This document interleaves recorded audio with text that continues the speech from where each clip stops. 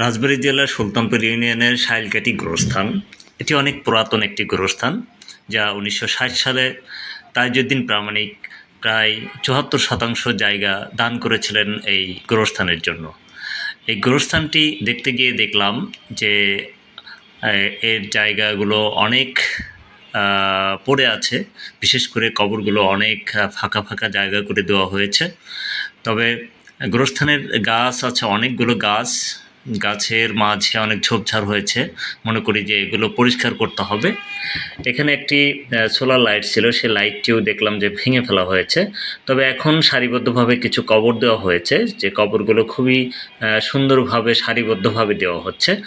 এর আগে লক্ষ্য করেছি যে কিছু কবর এলোমেলোভাবে দেওয়া হয়েছে, এক একটা কবর অনেক জায়গা অনেক স্পেস নিয়ে দেওয়া হয়েছে।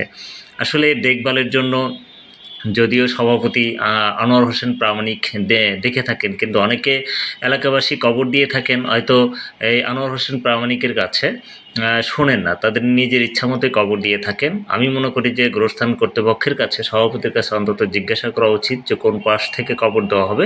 তাতে হবে কি, গোরস্থানের একটা শৃঙ্খলা বজায় থাকবে। আমরা গোরস্থানটি উন্নয়নের জন্য চেষ্টা করে যাচ্ছি। আমি গোরস্থানটি দেখতে গিয়েছিলাম যে গোরস্থানের কী সংস্কার কাজ করা প্রয়োজন, সেজন্য আমি গোরস্থানের কবরগুলো একটু দেখলাম। সেখানে কিছু সংস্কারের কাজ করতে হবে, কবরগুলো শনাক্তকরণের কাজ, সেখানে জঙ্গলগুলো পরিষ্কার করার কাজ, চারপাশে সীমানা প্রাচীর তৈরি করা। যদিও দুই পাশে অনেক শক্তিশালী প্রাচীর আছে, আর দুই পাশে এখনও প্রাচীর তৈরি করা হয়নি।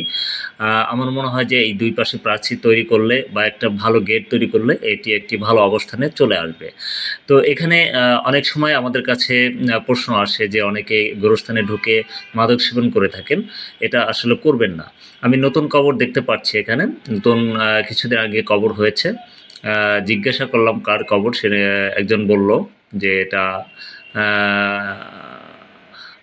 আনোয়ার নামে একজন লোক মারা গিয়েছেন, তার কবর দেওয়া হয়েছে।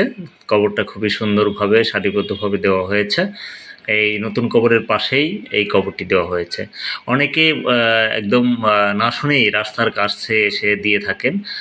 আমার মনে হয় যে গোরস্থানে কবরগুলো একটি শৃঙ্খলভাবে দেওয়া।